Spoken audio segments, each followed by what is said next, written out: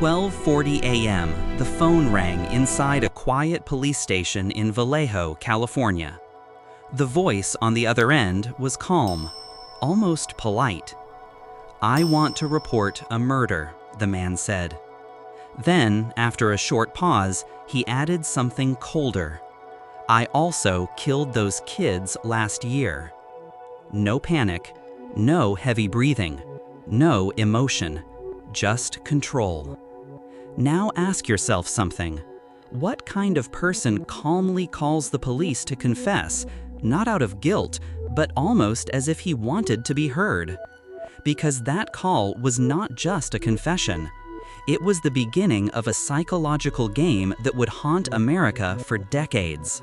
In the late 1960s, Northern California still felt safe after dark. Quiet roads, young couples parked under the night sky, small towns where serious crime rarely made headlines. Life moved slowly, predictably, peacefully. People believed danger looked loud, obvious, noticeable. But the man who would later call himself the Zodiac did not look like danger. He sounded normal, and that was far more terrifying. On the night of December 20, 1968, a young couple parked along Lake Herman Road. The area was isolated, surrounded by darkness and silence. No streetlights, no witnesses, just a quiet road where nothing unusual ever seemed to happen. Sometime between 11 p.m. and midnight, another vehicle approached. What happened next lasted only moments. Gunshots echoed into the night. Then silence returned. When the scene was discovered, both victims were found outside the car.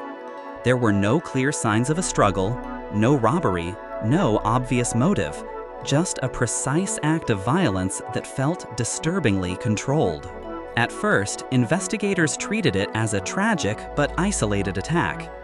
But here's the question that quietly lingered in the background. Was this really random? Or was it the beginning of something far more calculated? Months passed with no answers, no suspect, no public message, just a cold case slowly fading into uncertainty. Then came July 4th, 1969.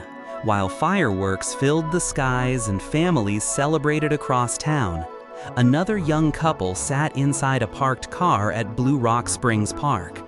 It was late, peaceful, familiar, the kind of night that feels harmless. Then headlights appeared behind them. A car pulled up.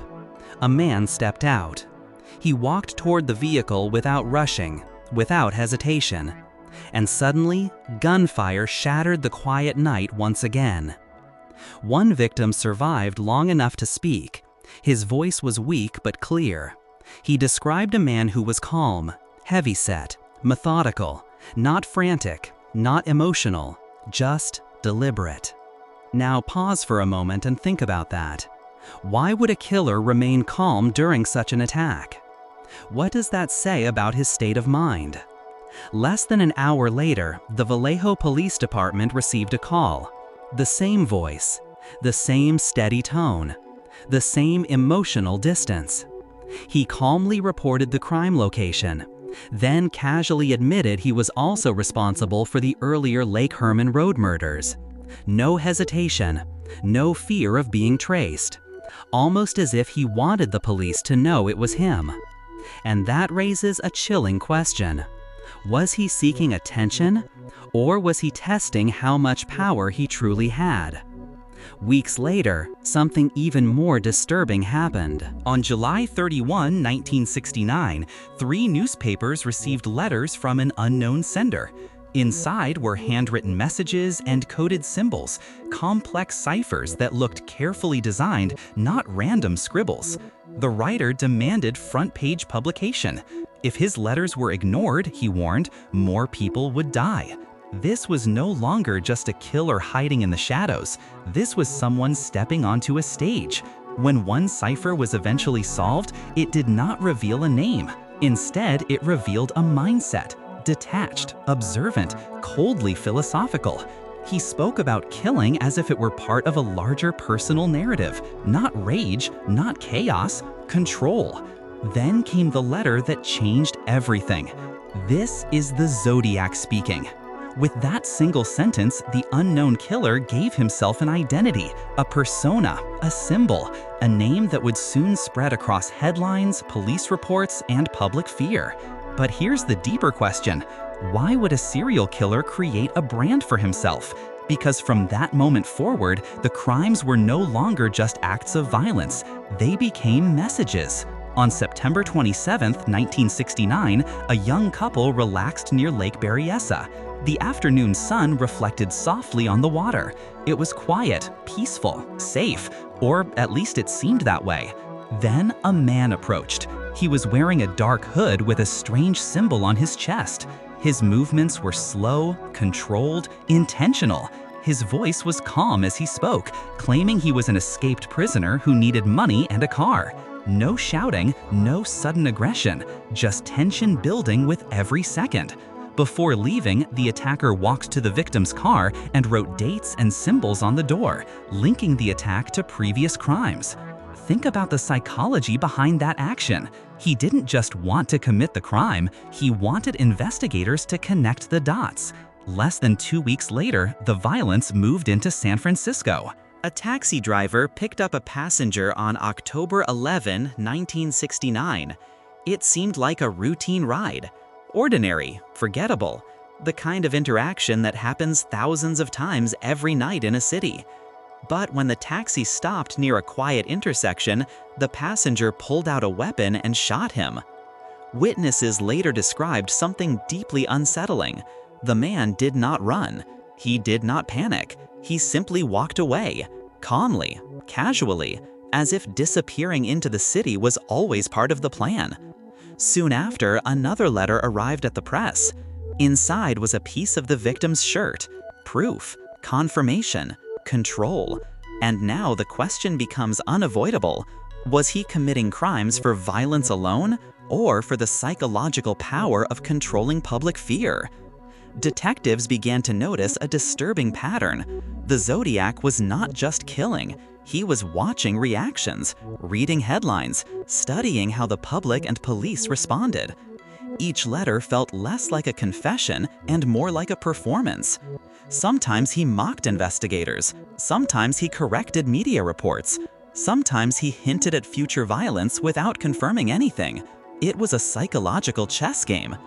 Witness descriptions never fully matched. Some saw a stocky man. Others described someone quiet, ordinary, forgettable. No single image was strong enough to identify him with certainty. And that uncertainty became his greatest weapon. Because ask yourself this, what is more terrifying? A monster you can see, or a normal man hiding in plain sight? Years passed, yet the letters continued to appear. Some contained more ciphers. Others carried cryptic messages that investigators struggled to interpret. His tone remained consistent, calm, observant, emotionally distant. Investigators collected fingerprints, analyzed handwriting, reconstructed timelines, revisited every witness statement again and again. Suspects were investigated. Some seemed promising. Others raised suspicions. Not captured, not exposed. Just gone. Which leads to one final chilling thought. Did the Zodiac stop?